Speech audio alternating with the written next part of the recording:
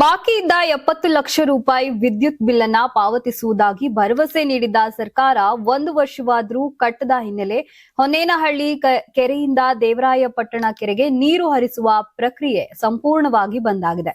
ಈ ಹಿನ್ನೆಲೆ ಸಿದ್ಧಗಂಗಾ ಮಠಕ್ಕೆ ಮತ್ತೆ ನೀರಿನ ಹಾಹಾಕಾರ ತಲೆದೋರುವಂತಾಗಿದೆ. ಕೆಐಎಡಿಬಿ ವಿದ್ಯುತ್ ಬಿಲ್ ಪಾವತಿಸಿದ ಹಿನ್ನೆಲೆ ಬೆಸ್ಕಾಂನವರು ವಿದ್ಯುತ್ನ ಸಂಪೂರ್ಣವಾಗಿ ಕಡಿತಗೊಳಿಸಿದ ಪರಿಣಾಮ ಹೊನ್ನೇನಹಳ್ಳಿ ಪಂಪ್ ಹೌಸ್ನಲ್ಲಿ ನೀರು ಪೂರೈಕೆ ಬಂದಾಗಿದೆ.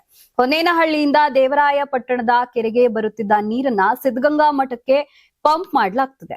ಕಳೆದ 6 ತಿಂಗಳಿನಿಂದ ಹೊನ್ನೇನಹಳ್ಳಿಯಿಂದ ನೀರು ಬರದ ಕಾರಣ ದೇವರಾಯಪಟ್ಟಣದ ಕೆರೆ ಬರಿದಾಗಿದೆ. ಹೀಗಾಗಿ ಮುಂಬರುವ ಮಾರ್ಚ್ ಏಪ್ರಿಲ್ ತಿಂಗಳಿನಲ್ಲಿ ಮಠಕ್ಕೆ ನೀರಿನ ಕೊರತೆ ಉಂಟಾಗುವ ಸಾಧ್ಯತೆ ಇದೆ.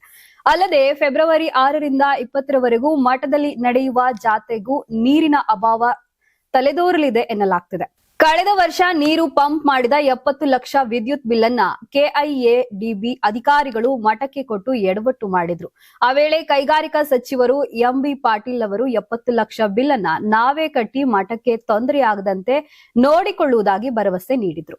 ಯಾರಾಗ್ತಾರೆ ಎಂಎಲ್ಎ ಅಭ್ಯರ್ಥಿ 2028 ಶೀಘ್ರದಲ್ಲೇ ಪ್ರತಿದಿನ ಒಂದೊಂದು ಕ್ಷೇತ್ರದ ಟಿಕೆಟ್ ಆಕಾಂಕ್ಷಿಗಳ ಸಂಪೂರ್ಣ ಮಾಹಿತಿ ಪೊಲಿಟಿಕಲ್ ಜರ್ನಲಿಸ್ಟ್ ಕೆಎಂ ಶಿವಕುಮಾರ್ ಅವರಿಂದ ಕರ್ನಾಟಕದ ನಂಬರ್ 1 ಡಿಜಿಟಲ್ ಮೀಡಿಯಾ ನಿಮ್ಮ ನೆಚ್ಚಿನ ಕರ್ನಾಟಕ ಟಿವಿಯಲ್ಲಿ ಮಾತ್ರ. ನೀವು ಸಣ್ಣ ಆಗ್ಬೇಕಲ್ವಾ? ಅದು ಒಂದು ಉತ್ತಮ ಆಹಾರದಿಂದ ಸಣ್ಣ ಆಗ್ಬೇಕಲ್ವಾ? ಪ್ರತಿದಿನ ನಮ್ಮ ಜೀನಿ ಸ್ಲಿಮ್ ನ ಯೂಸ್ ಮಾಡಿ ಯಾವುದೇ ಸೈಡ್ ಎಫೆಕ್ಟ್ ಇಲ್ದಂಗೆ ನೀವು ಸಣ್ಣ ಆಗ್ತೀರಾ.